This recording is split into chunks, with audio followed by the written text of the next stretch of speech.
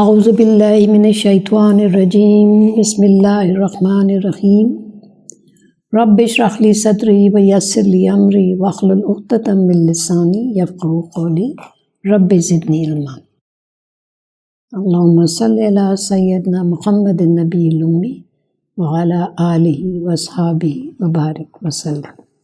Today we are going to start from verse number 33 of Surah Al-Maida, that is, the table laid. Bismillah ar-Rahman ar-Rahim. Innama jaza'ul lazina yukharibuna Allah wa rasulahu wa yas'una fil ardi fasadan an yuqattalu aw yusallabu aw tuqatta aydihim wa arjuluhum min khilafin aw yunfaw min al-ard. Zalika lahum khizyun fid dunya wa lahum fil akhirati azabun azim. Now this verse deals with the severe punishments for all the severe crimes that people commit. For those who wage war against God and His Messenger, by waging war here is meant committing the most heinous crimes. And naturally, the punishments go according to the crime. So those who spread corruption in the land, and the punishment, that means that if they are waging war against God, that means that they are disobeying the orders of God and His Prophet.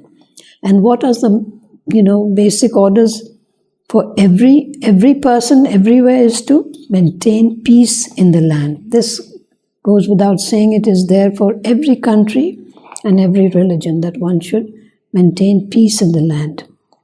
So the muharib, or those who are waging war against God, are those who are blatantly openly committing crimes, like they're using weapons and they are not afraid that anyone will see them with the weapons, and then sometimes in broad daylight or even at night they just come and break into a house or something like that. For these crimes, very severe punishments have been enumerated by the Quran. Those who strive to spread corruption in the land, is that they should be killed, that is the capital punishment, or crucified, or that their hand and foot should be cut off from the opposite side, or they should be banished from the land. On the face of it, being banished from the land seems like an easier kind of punishment, a milder punishment, but for people who have had to leave their country and also, their whole culture, their language, their near and dear ones, their friends, for them it is a great punishment. Now, it is said here after this that this is their shame in this world, and in the hereafter they will suffer a great punishment. That means just by being given their punishment in this world, they will not be forgiven. They will have to suffer another punishment in the hereafter. But in the next verse it is said, except for those who repent before you catch hold of them, they will be forgiven. So know that God is the much forgiving, the ever merciful. That means if they have realized their mistake even before being caught. You see, it happens that when people are caught, they at once start saying that we are sorry, just because they know that now they are caught and they will be punished severely. So if they repent before getting caught, before being arrested, then they can be forgiven. But the forgiveness will avert the had punishment. Had punishment is those physical punishments which are mentioned in the Quran. So according to the Hanafi sect and the Al-Shafi'i sect, this punishment can be averted. But they will still have to return the stolen goods if they have stolen something, or if they have killed somebody, then they will still have to pay the qasas. So all of the punishment will not be averted. Now the qazi or judge or whoever is an authority at that time will have the right to decide how much or which punishment should be given to the offender, to the suspect. It goes according to the severity of the crime. There's some other opinions about this. Okay, we'll come to that later. Ya ayyuhallazina amanu taqullaha wabtaghu ilayhi al-wasilata وَجَاهِدُوا فِي سَبِيلِهِ لَعَلَّكُمْ تُفْلِحُونَ. O you who believe, be fearfully conscious of God and search for a wasila, that is a link, and wasila to Him, and strive in His way so that you may be successful. Wasila means a means to an end, a method by which you can get to somebody, or it is a link. So there are different interpretations for this verse, that the means to an end, the wasila, will be, different people have different opinions about what the wasila can be. For example, the wasila or the link or the means to an end will help in gaining closeness to God. So that this is one of the greatest aims and objects of a Muslim, or it should be, to get closer and closer to God. So the basic things that are necessary to get close to God are one's faith, that is the first thing. And then one's way of worship, ibadat.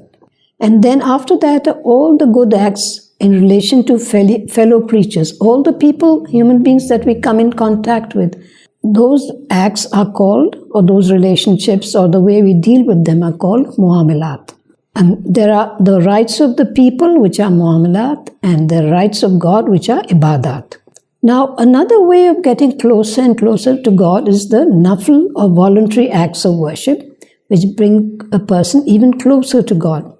Like in the Quran, it is the Prophet is being told, wasjud wartaqib. That means the more sajda you do, even voluntary sajda, that means voluntary prayers, just sajda by itself, the more you do that, then the closer, waqtarib, that means the closer you get to God. Then above all this is the concept of ihsan, or doing everything in a manner that is beyond the call of duty. When somebody does something extra for you, you say, this, you have done an ihsan on me. So ihsan means that it was not your duty to do that, but you went out of your way and you did something extra. So doing extra, one can do a little extra in everything. In our prayers, in our dealings, in everything that we are doing, in our, the work that we are doing in office or wherever. All these things we can do a little extra. Or, we can do them in a manner that is beyond the call of duty. For example, if we are doing our salat, that is our 5-time daily prayer, we just do the farz. 4 units of farz, and we just do it cut as we have memorized it, and then we just go off. That is one way of doing it, but still it will avert any kind of punishment from us. But if we want to improve on it, we want to get closer to God, then we start doing all the nafils that go along with the 5 prayers. And also, if we do it with khushu and khuzu, that means we do it with humility and with the realization that we are in the presence of God, then that will also improve our performance of the prayer. So all these things are a wasila. They are a means of getting closer to God. And also, what is the purpose of all this? Of improving on our deeds and improving on our faith, improving every little thing that we're doing. We keep asking each other, what is the best way of doing such and such? I do it like this, and then we learn more and more. And this is a way of moving towards perfection. And by the time we leave this world, and by the time of the last day or the day of judgment, if there are some things minor things which we have done wrong, then God will either forgive us for them because our other good deeds were more in the balance, or we will be given a little bit of punishment, either in this world or after our death, in barzakh, so that we are purified, and also so that we can be fit to enter heaven. Now, another wasila, which it sort of seems obvious from these words here, is people who believe in spirituality. They believe that this means that a spiritual guide, or sometimes he's called a sheikh, or sometimes people call him a peer or murshid. All these words are used for a spiritual guide. He also becomes a means by guiding a seeker on the path of God. And the well-traveled sheikh helps the disciple reach spiritual stations. So the one who wants to learn will be the disciple. He will help him to reach the spiritual stations in a much shorter span of time than would otherwise be possible. Then another concept of wasila is the concept of intercession, shafa, in which a person prays to God through the good position of a person. For example, people might say, for the sake of your beloved prophet, please forgive me, or whatever he wants. Or one can also pray through the good deeds that one has committed in life. Or the Quran that he has been reciting, when one can also use that as a wasila, etc. There are so many things. Now, there also the spiritual, virtues that one has practiced, patience, contentment, sincerity, all these also one can be one's wasila, and one can also pray through these. There is a case quoted in the hadith of some men, 4 or 5 men who were traveling, and they took shelter in a cave, and somehow a big boulder fell down and it locked the cave. So now they neither had light, nor air, nor any way of pushing that big boulder away, and it seemed that they were just doomed to be in that cave for the rest of their lives. So what did they do? They must have prayed in other ways as well, but one of the ways in which they prayed was they prayed through the means of the good deeds that they had sometimes committed in their lives. And they said, oh dear God, I had done such and such good deed for so and so. For the sake of that deed, please forgive me. So this can also be done for oneself as well as for somebody else. So you see, this little word wasila can open a whole door for you, and I've just sort of done it briefly, but there are so many things that you can think of which come under the word wasila. Of course, most people just say, doing your 5-time prayers, reading the Quran, and trying not to commit any sins, that is also a wasila. That is the basic wasila. But then you can build up on it through all these other things that I have just mentioned. إِنَّ الَّذِينَ كَفَرُوا لَوْ أَنَّ لَهُم مَّا فِي الْأَرْضِ جَمِيعًا وَمِثْلَهُ مَعَهُ لِيَفْتَدُوا بِهِ مِنْ عَذَابِ يَوْمِ الْقِيَامَةِ مَا تُقُبِّلَ مِنْهُمْ وَلَهُمْ عَذَابٌ أَلِيمٌ. As for those who have denied, if they possessed all that there is in the earth, plus as much extra, so that they could ransom themselves from the punishment of the fire on the day of resurrection, it will not be accepted from them. For them is a painful punishment. So people who denied and kept on denying in spite of all the chances they were given, so many prophets were sent, then the successors of the prophets, the walis or the saints or the sages who kept telling people, about all the good things that they should do. And they just kept ignoring all these opportunities that they had. And in the end, when the day of punishment is already there, then they cannot be forgiven. In fact, the Quran says in one place that when they see the fire, then they will say, oh God, please send us back to the world, and this time we will be better behaved, we will believe in all the good things that you want us to believe in, and we will do all the good things that you want us to do. But then God himself says in the Quran, in the same verse, it is said that even if we sent them back, they would still do what they had been doing for their first chance. يُرِيدُونَ أَن يُخْرِجُوا مِنَ النَّارِ وَمَا هُمْ بِخَارِجِينَ مِنْهَا وَلَهُمْ عَذَابٌ مُقِيمٌ. They will want to come out of the fire, but will not be able to. For them will be an everlasting punishment. So that is the sad part of it, because once somebody has landed in hell, then they will not get another chance. And it is said that they will be there, khalidina fiha. That means they will be there for ever and ever. In fact, sometime back we had studied khalidina fiha abada, forever and ever and ever and ever. وَالسَّارِقُ وَالسَّارِقَةُ فَاقْطَعُوا أَيْدِيَهُمَا جَزَاءً بِمَا كَسَبَا Nakala min Allah. Wallahu azizun hakim. For those men who steal and the women who steal, the punishment is to cut off their hands as retribution for what they did, an exemplary punishment from God. And God is the all-powerful, the wise.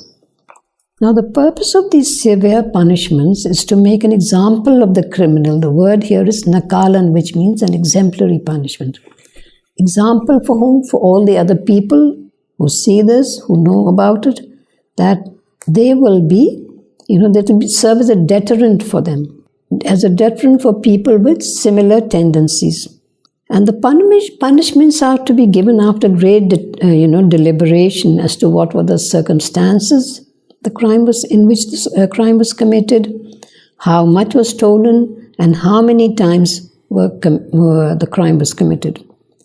And even if for some reason the suspect is forgiven, the return of the goods is mandatory. Also, there are some conditions for giving these severe punishments, the had punishments, that the person should be an adult. You must be reading in the newspapers, so many times it is said that this person who was caught, he had even committed a murder or some major crime like that. And yet, he was not an adult, so he was not sent straight to prison, but he was kept somewhere else. And then his case was different. Even the case of blasphemy, they said that this man was not an adult. Second thing is to be sane. We often read about, these cases in which the psychiatrist or the doctor, counselor under whose treatment this person was, they come up and say that this person is not sane, he's a mental patient.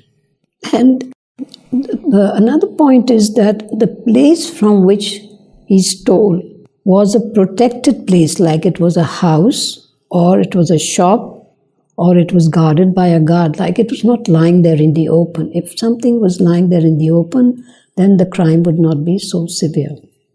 But in some countries where these had punishments are given, people are afraid to even touch something which is lying there in the open. So that is what I'm trying to say, that the purpose of these severe punishments is to serve as a deterrent, so that people will not, easily perform these acts. And also, if it is given to even one person, then this will become an example to the others, and they will be careful that they don't commit the same crime themselves. One thing we did not talk about here, there was the verse number 35. It says, Ya ayyuhallazina amanu taqullaha wabtaghu ilayhi wasilata wa jahidu fi sabilihi la'allahum tuflihun. O you who believe, be fearfully conscious of God and search for a wasila or a link to Him and strive in His ways. Striving is the word, jahidu has been translated here as strive. It also literally means strive. Now from jahidu is the word jihad, striving for the cause of God, fighting in the way of God. And jihad can be of two kinds. One is jihad bin nafs, that is fighting with one's own self or soul or one's ego and one's base desires in order to achieve a spiritual refinement and closeness to God. So if one is, trying to follow his faith and practices in the best possible manner, then his jihad bin nafs will be very strong. He will keep, his own conscience will keep controlling him. No one else will have to come and tell him, you did this thing wrong, you shouldn't have done this. Because even before someone can say this, his own conscience will correct him. So this is the jihad bin nafs, to keep on controlling oneself, and that is the best way of improving oneself. And then the other jihad, of course, is in the cause of God and is fought in the battlefield. But for that, the Quran mostly uses the word qatil, yuqatil.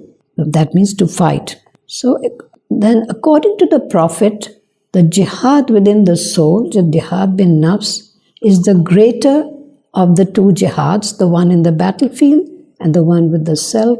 He said the jihad bin nafs is greater in weight than the other jihad. Even though in the other jihad, in the battlefield, you're going there ready to give up your life. فَمَنْ تَابَ مِنْ بَعْدِ ظُلْمِهِ وَأَصْلَحَ فَإِنَّ اللَّهَ يَتُوبُ عَلَيْهِ إِنَّ اللَّهَ غَفُورٌ رَحِيمٌ. For the one who repents after this trespass and reforms, God will turn in forgiveness. Indeed, God is the all-forgiving, the merciful. Now, who repents like somebody who has gotten to the habit of stealing? Now, there is also a mental illness which is known as, the habit of stealing is known as kleptomania. Now, King George V of Britain was a kleptomaniac, and he had his, some of his staff following him all the time to take out the things that he had stolen from his pockets and then put them back where they belonged. So this can also be an illness. That is why the punishment should not be given to a person who is not sane in some way or the other. So the one who repents and reforms, then God will turn in forgiveness, means that he will accept his tawbah. And the one who repents means that he apologizes, he realizes his mistake, and he decides never to do that action again. At least he tries very hard not to do that thing again. And then when he does all this and tries to reform himself, then God will forgive him. Yatubu alayh. That is, God will turn to him in forgiveness. Indeed, God is the all-forgiving, the ever-merciful. So we find that after every mention of harsh punishment, this is a very harsh punishment, cutting off somebody's hand and foot. But after almost every mention of harsh punishment, there is mention of God's attributes of forgiveness and mercy. That means God is always there waiting to forgive a person who does tawbah, who repents, and decides to reform himself. Alam ta'lam anna Allah lahu mulku samawati wal ard yu'azzibu man yasha'u wa yaghfiru liman yasha'u wallahu ala kulli shay'in qadir. Do you not know that for God is the sovereignty of the heavens and the earth? He punishes whom He pleases and forgives whom He pleases, for God has power over everything. Now again, this thing has come up, that we have handled this point earlier, that someone can come up and say, if God punishes whom He pleases and forgives whom He pleases, that means it's God's decision, so what have I got to do with it? Why am I being punished? But this is, the punishment comes according to that person's past faith and actions, his deeds, and also he has given a certain time, a reprieve. And when the time for that reprieve is over and he's become hardened about whatever he's doing, and he doesn't listen to if there's a prophet in front of him, he doesn't listen to him. Sometimes there are two prophets traveling together and they don't listen to them. And then there might be some other sages and other, religious people who might try to bring him to the right path, but he doesn't listen to anybody. And then when his time is up, then God will punish him. And if He forgives him, it will be because maybe there were some good deeds which will balance off his deeds. Ya ayyuhar rasulu la yahzunka allazina yusari'una fil kufri min allazina qalu amanna bi afwahihim wa lam tu'min qulubuhum wa min allazina hadu samma'una lil kazibi samma'una liqawmin akhirin lam yatuka yuharrifuna al-kalima min ba'di mawadihi yaquluna in utitum hadha fakhuzuhu wa in lam tu'tuhu fahzuru.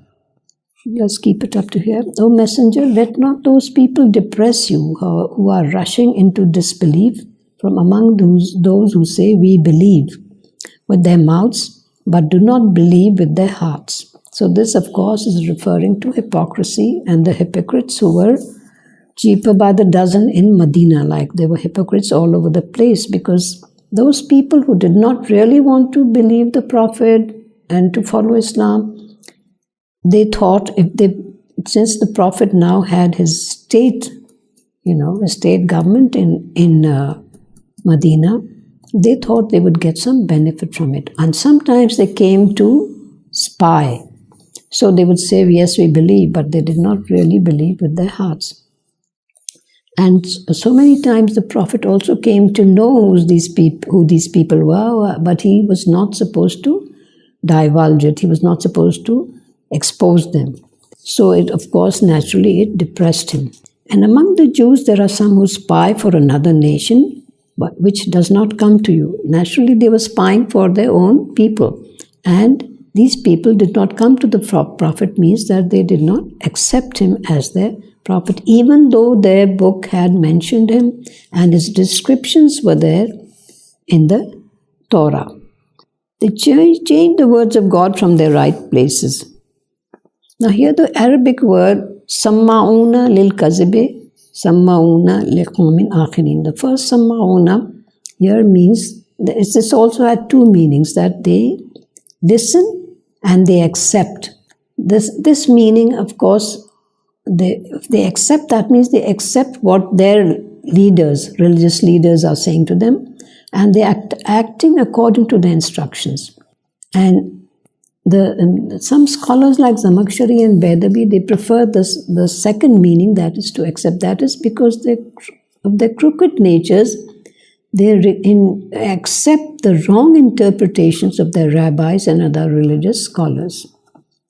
And the second Samma'una, they come to the Prophet's gatherings in order to listen and to report to their leaders. That is the spying that they do. They are quick in accepting the false facts of their crafty scholars and in spying for them. So they come and they, gather all the information and go back and tell their religious leaders that this is what was said. And then the religious leaders try to find some way of, presenting that fact in a crooked manner, and then they get back to some of the other Muslims who are good followers and say, no, in your religion, this is such and such, and we don't really think this could happen, or whatever they wanted to say. So this way they were trying to spread corruption. وَمَنْ يُرِدِ اللَّهُ فِتْنَتَهُ فَلَنْ تَمْلِكَ لَهُ مِنَ اللَّهِ شَيْئًا أُولَٰئِكَ الَّذِينَ لَمْ يُرِدِ اللَّهُ أَنْ يُطَهِّرَ قُلُوبَهُمْ لَهُمْ فِي الدُّنْيَا خِزْيٌ وَلَهُمْ فِي الْآخِرَةِ عَذَابٌ عَظِيمٌ. So they change the words of God from their right places. They say, if you are given what we say is true, take it. But if you are not given this, then avoid it. That means, if the Prophet ﷺ is telling you what we are saying, then it would be true. Therefore, you can accept that. But if it is different from what we are saying, then do not accept it. Avoid it. The one whom God has decided to try, you will not find for him a way with God. That means he will not be successful. These are the people whose hearts God does not want to purify. There is disgrace for them in this world, and in the hereafter a greater punishment. The people whose hearts God does not want to purify. Now, what is the meaning of this? I had a note here, yes. That means because of their negative beliefs and passions, they have landed in this condition of extreme disbelief. Now, it is even difficult for them to come out of it. And God does not want to purify them, as we had just said a little earlier, that they have exceeded the time limit of asking for tawbah, of repenting and trying to reform themselves. Now, samma'una lil kazibi akkaluna lis suhut. فَإِنْ جَاءُوكَ فَاحْكُمْ بَيْنَهُمْ أَوْ أَعْرِضْ عَنْهُمْ وَإِنْ تُعْرِضْ عَنْهُمْ فَلَنْ يُضِرُّوكَ شَيْئًا وَإِنْ حَكَمْتَ فَاحْكُمْ بَيْنَهُمْ بِالْقِسْطِ إِنَّ اللَّهَ يُحِبُّ الْمُقْسِطِينَ. They accept lies and eat from unlawful incomes. If they come to you, it is up to you to judge between them or to turn away from them. If you turn away, they will not be able to harm you one bit. But if you judge between them, judge with equity. Indeed, God loves the just. Now, this of course refers to some incidents in which, the Jews came to the Prophet ﷺ to judge for them in certain cases. Even though the Quran says they have the Torah, so they should judge from their own book. But they came to the Prophet thinking that either to deceive him in some crafty manner, or thinking that the punishment he will pronounce might be a little milder than what was written in their Torah, even though they believed in the Torah, they said. Now here it is said they eat from unlawful incomes. Akaluna lissohte. Sohot it actually means destruction, but it means that the wealth gained through haram and forbidden means, because naturally it will destroy all the good deeds, and as the person accepting it. So this has been defined by various commentators as it can be bribes given to the authorities in order to get a decision made for yourself, which is unlawful. And this is done all the time in so many places. And give it to someone in authority and get somebody's land transferred in your name or something like that. So you are trying to take away somebody's right illegally. That is an unlawful income. But today, bribery has become so rampant and so common that some muftis have given this fatwa that if you are giving a bribe for something lawful, something that is legally yours, for example, if your plot or house has to be transferred in your name, you're the heir, and it is legally yours, and if you have to give a bribe for that, sometimes it becomes very difficult to get your work done without a bribe. Then the muftis say then to get something done, something lawful done, you can give a bribe and then you will not be responsible. But the person who is asking for the bribe and accepting it, he is responsible for this serious sin.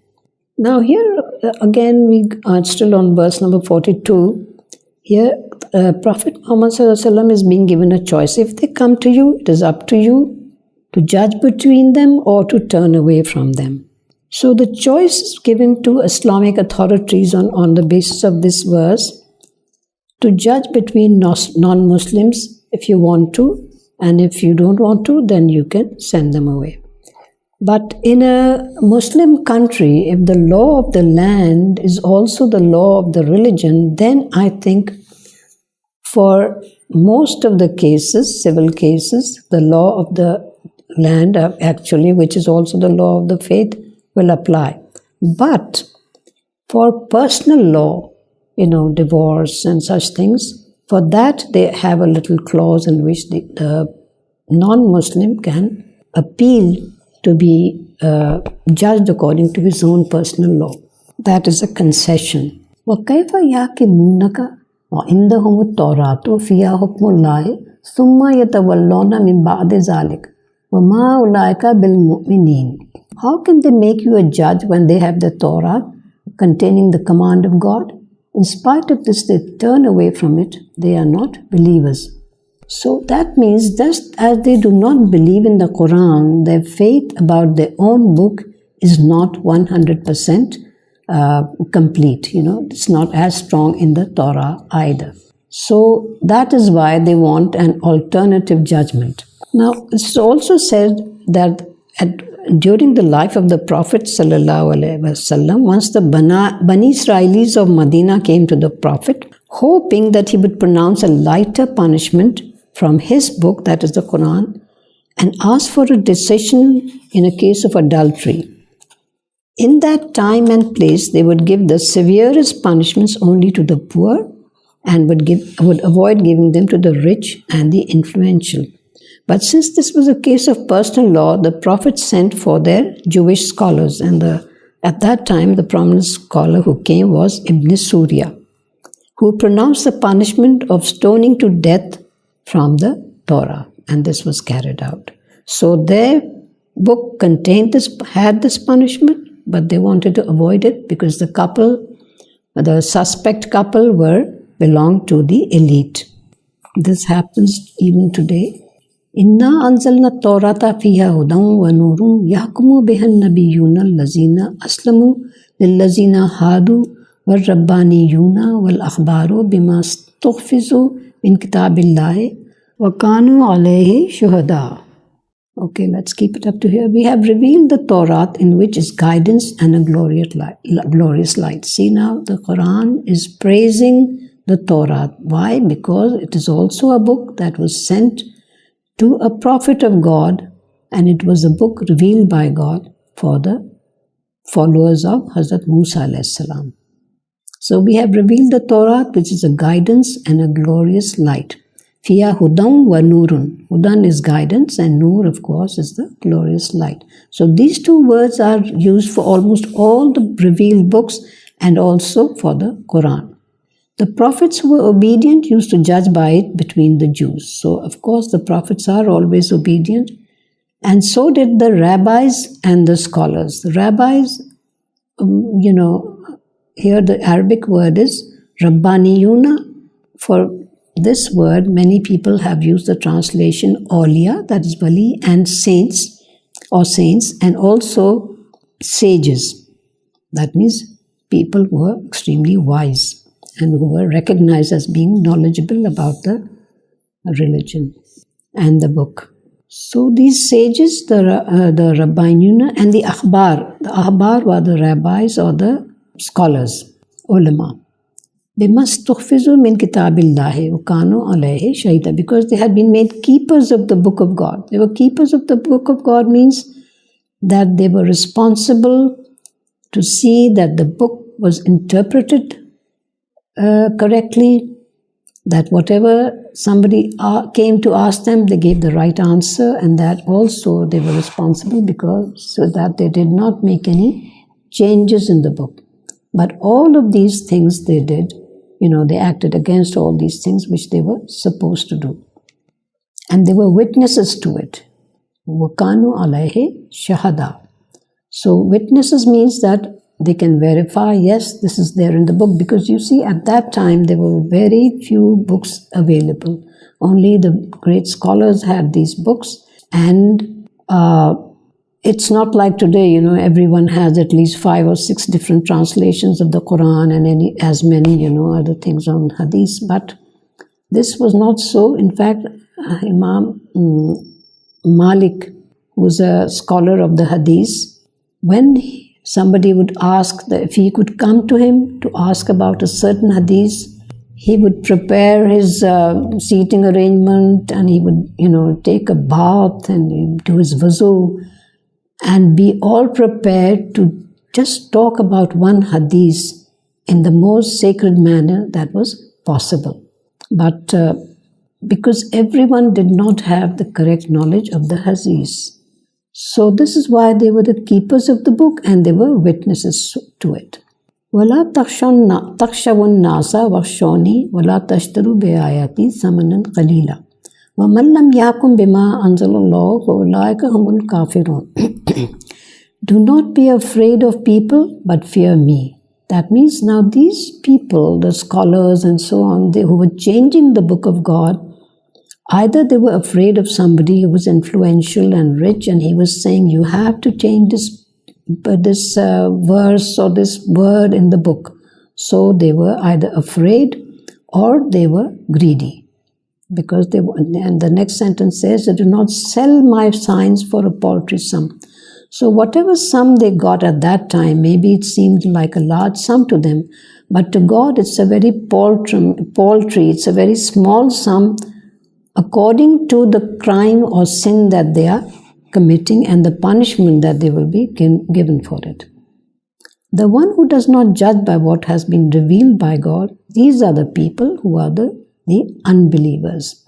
So everyone who is asked to judge should judge by the book of God. Now, of course, someone who does not have the knowledge, we will have to go to somebody who knows. That's why people are always going to the muftis, because they have spent decades and decades studying every little point in their books. So one who does not judge by what has been revealed by God, these are the people who are the unbelievers. The word for unbeliever here in Arabic is kafirun. Kafir is a very strong word, and it means that you have been expelled from the faith. You're not a believer anymore.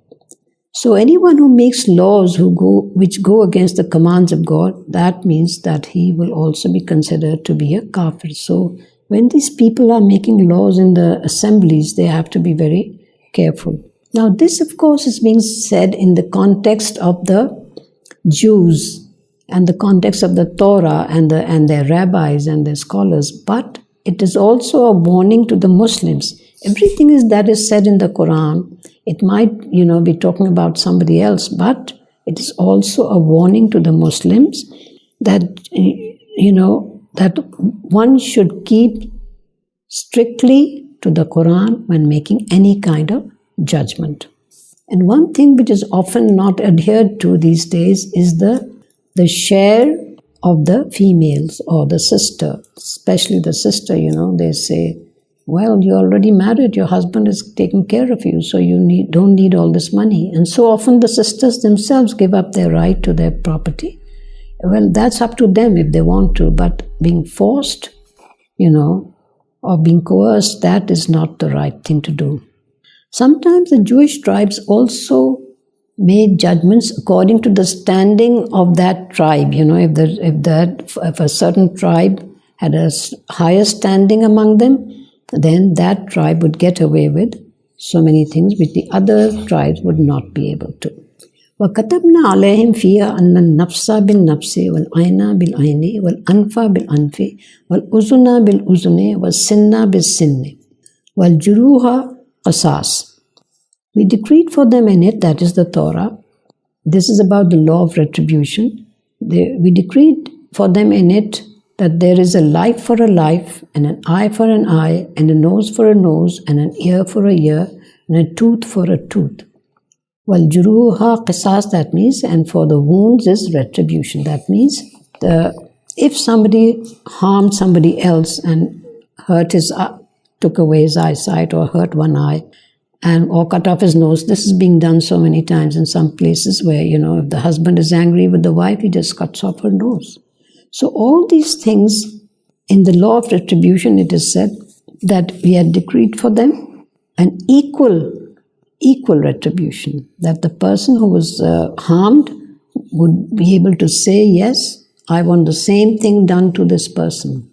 I remember some years back, a certain person had thrown acid on the face of a girl whom he wanted to marry and who refused him. And that person was caught.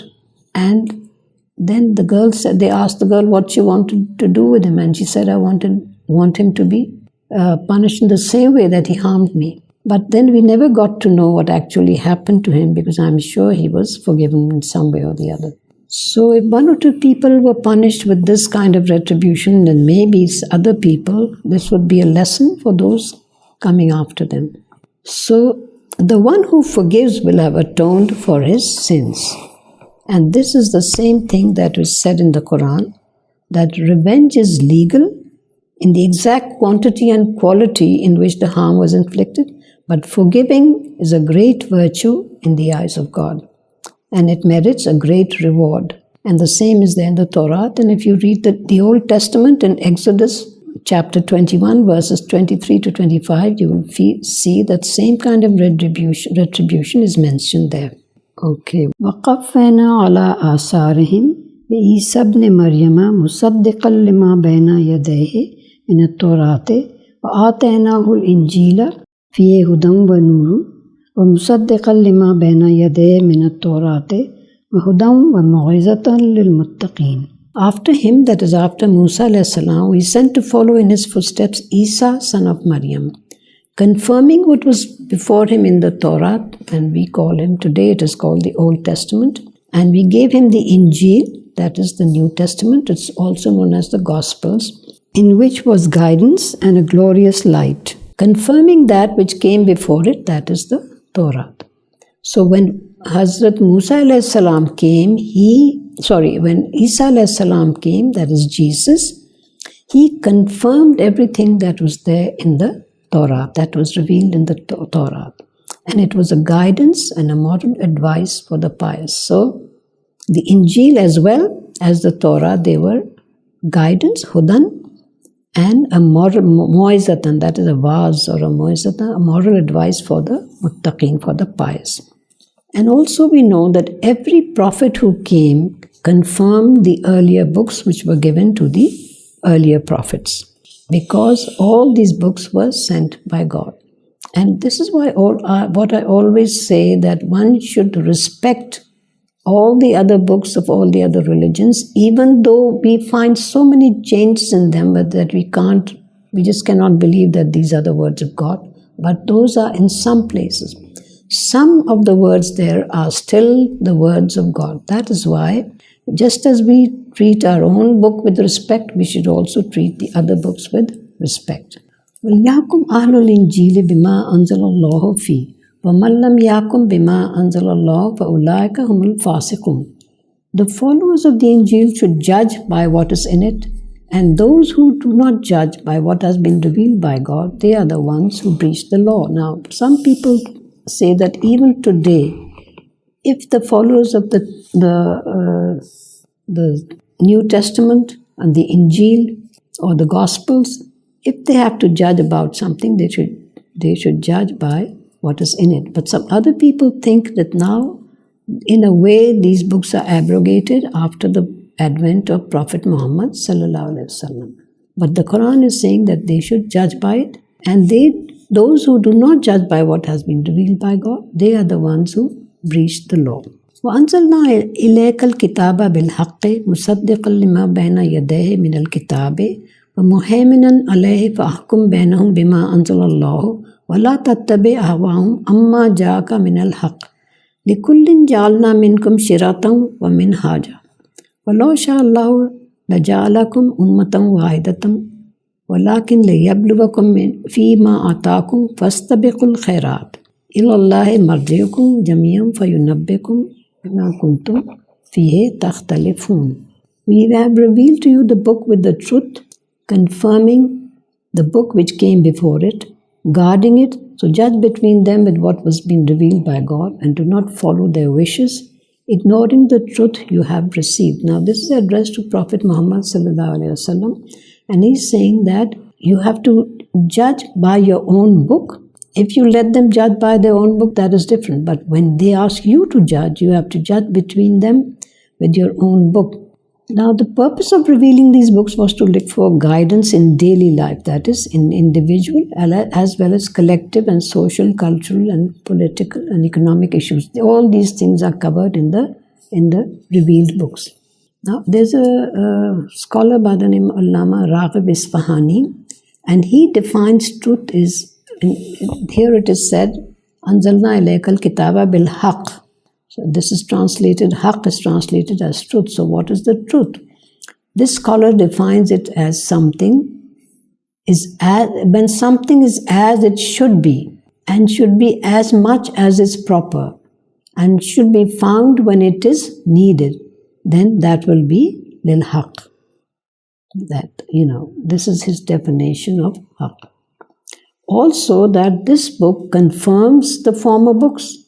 And here another meaning, this is not from the same scholar, but muhaiminan, the word is defined as a protector, guardian, witness, and somebody who's trustworthy and responsible for something. And this word is used here for the Quran. Protector, guardian, witness, trustworthy, and responsible for.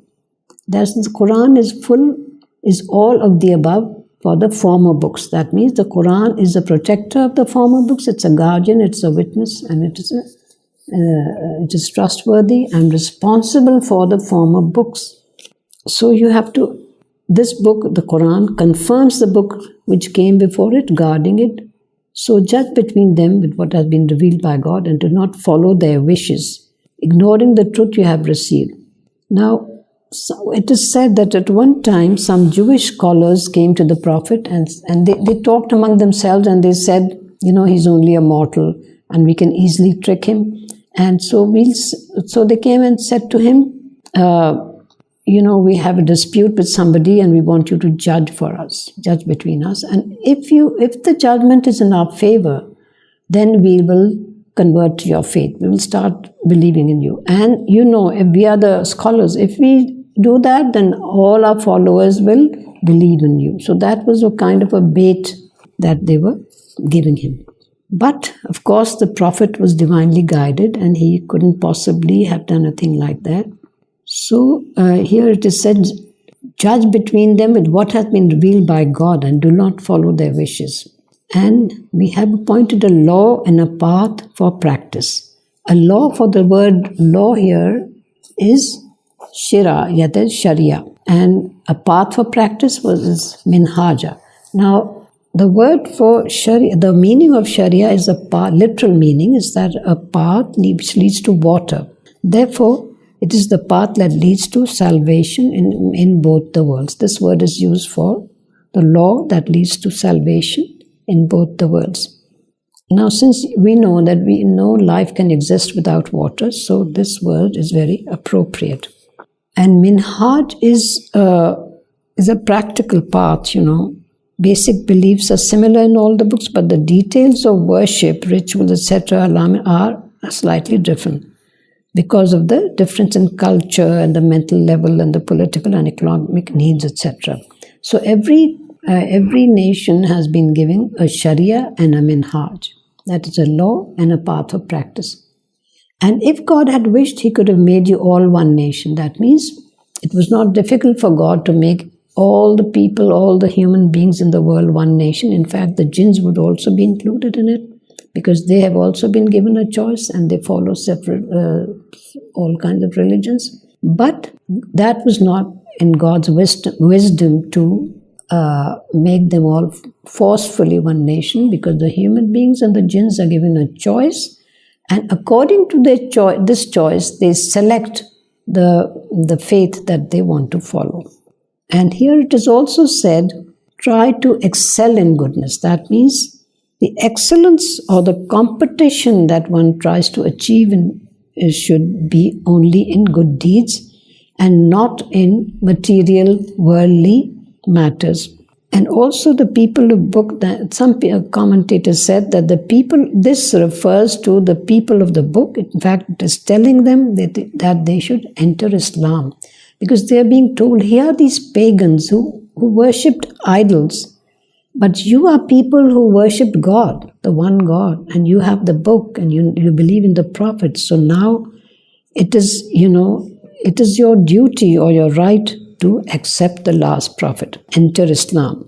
And they are being told that the pagans have moved forward and you have been left behind in this competition in doing good and excelling in goodness. وَإِنْ احْكُمْ بَيْنَهُمْ بِمَا أَنزَلَ اللَّهُ وَلَا تَتَّبِعْ أَهْوَاءَهُمْ وَاحْذَرْهُمْ أَنْ يَفْتِنُوكَ عَنْ بَعْدِ مَا أَنزَلَ اللَّهُ إِلَيْكَ فَإِنْ تَوَلَّوْا فَاعْلَمْ أَنَّمَا يُرِيدُ اللَّهُ أَنْ يُصِيبَهُمْ بِبَعْضِ ذُنُوبِهِمْ وَإِنَّ كَثِيرًا مِنَ النَّاسِ لَفَاسِقُونَ. So judge between them according to what has been revealed by God and do not follow their wishes. Be cautious, for they might turn you away. That is what that is their heart's desire. They want to turn away the Prophet and his followers from a part of what has been revealed to you by God. If they turn away, then know that God has decided to punish them for some of their sins. A vast number of people are transgressors. Now, this is considered to be a prediction about the extradition of the Jews from Medina. The tribes who had broken the pacts with the Prophet, that they were committed treason, and they were asked in the end, they were at war with the believers, and then they were finally asked to leave. They were defeated and they were asked to leave. أَفَحُكْمَ الْجَاهِلِيَّةِ يَبْغُونَ وَمَنْ أَحْسَنُ مِنَ اللَّهِ حُكْمًا لِقَوْمٍ يُوقِنُونَ. Do they want the judgments of the time of ignorance? Whose command can be better than God's for the people who believe? Now, the days of ignorance, the time of ignorance, refers to the gap, also known as interregnum, between two prophets, in which people have forgotten the teachings of the last prophet and the last prophet of their time, and they have started inventing their own religion. So here it is said, do they want the judgments of the time of ignorance when no book was being followed, when no prophet was being followed, and people were making up their own laws and rituals. And it was they were based on the limited human knowledge rather than on divine wisdom. These days are called, or these laws are called, days of Jahiliyyah. Ya ayyuhallazina amanu la tattakhizul yahuda wan nasara awliya ba'duhum awliya'u ba'd wa man yatawallahum minkum fa innahu minhum innallaha la yahdil qawmal zalimin. O you who believe, do not take the Jews and the Christians as your friends and helpers or protectors. They are each other's friends. The one who takes them as friends from among you, they are from them. God does not guide the people who cross the limits. Now here it does not mean that you can't be friendly with a non-Muslim or a Jew or a Christian. It does not mean that. It means that you cannot make them your confidants.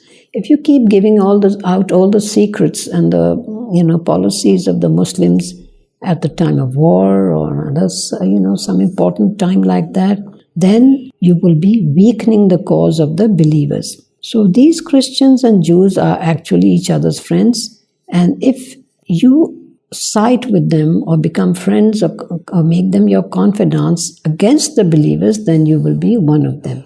And God does not guide the people who cross the limits.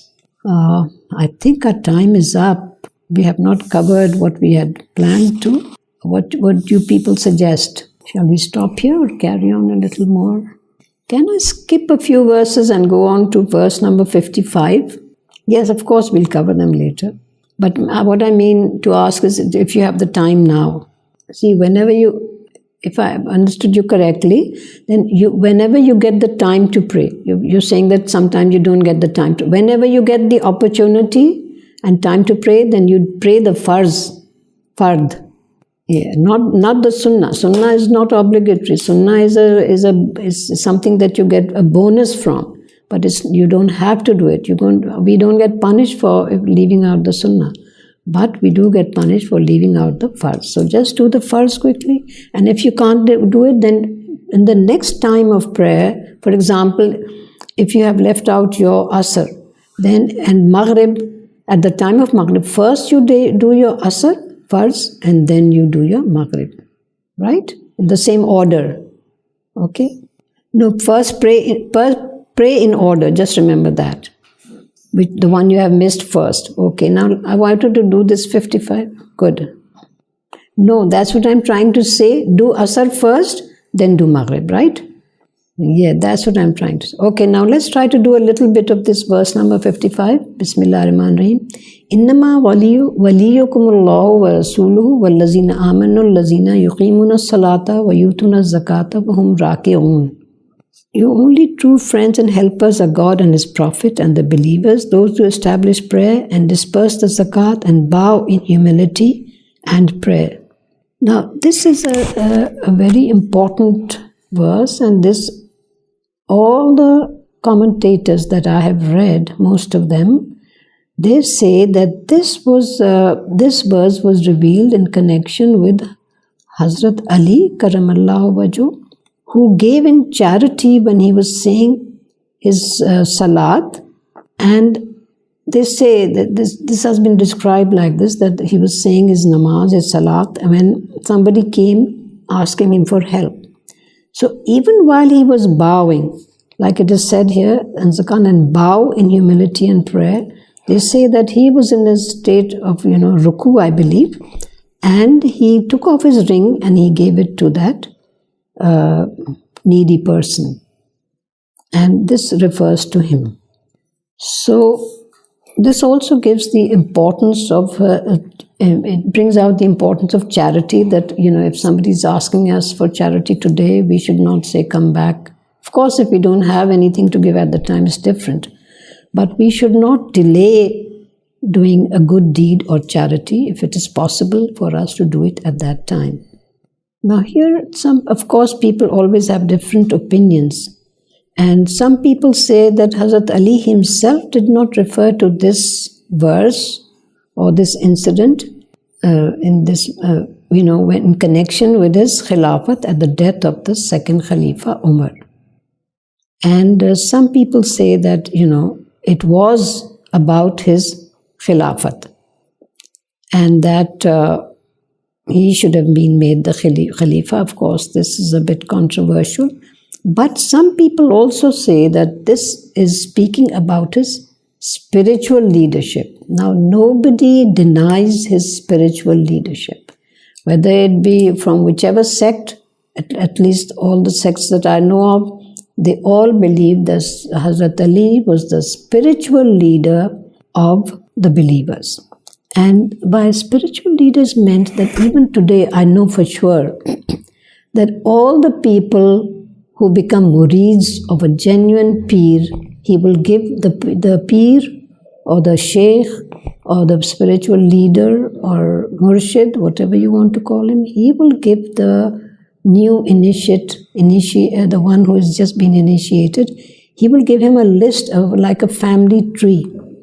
And in that family tree, towards the very end, you will find, it starts from the later people who were the Khalifas, and it will come up to the Prophet sallallahu alaihi wasallam. And just before the Prophet is the name of Hazrat Ali Karamallahu Wajhu.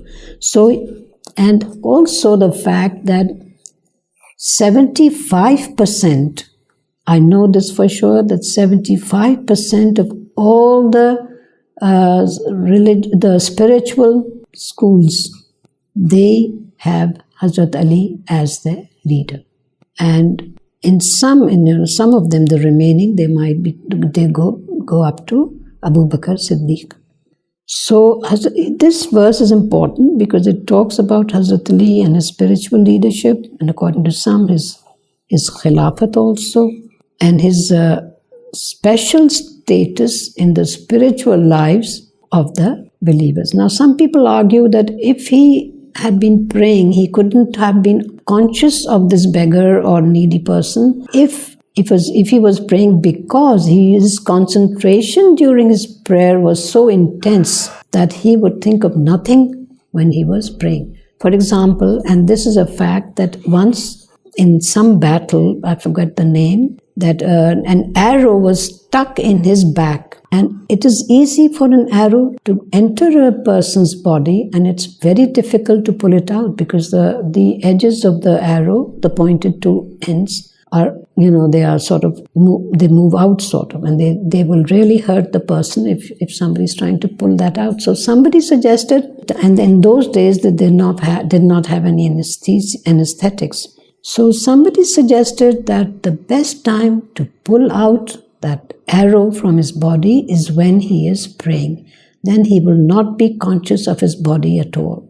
And they did that, and they did it successfully. So now I think we have already used up extra minutes, and inshallah next time we will carry on from verse number 53.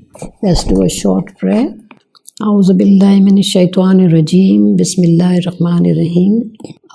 Rabbana atina fid dunya hasanatan wa fil akhirati hasanatan wa qina azaban nar wa adkhilna al jannata ma'al abrar ya azizu ya ghaffar ya rabbil alamin bi rahmatika ya arhamar rahimin. Ameen summa ameen. Allahumma salli ala sayyidina Muhammadin nabiyil ummi wa ala alihi wa ashabihi wa barik wa sallim. Ameen summa ameen. Thank you everyone for joining us, and inshallah we will see you again next week. Allah Hafiz.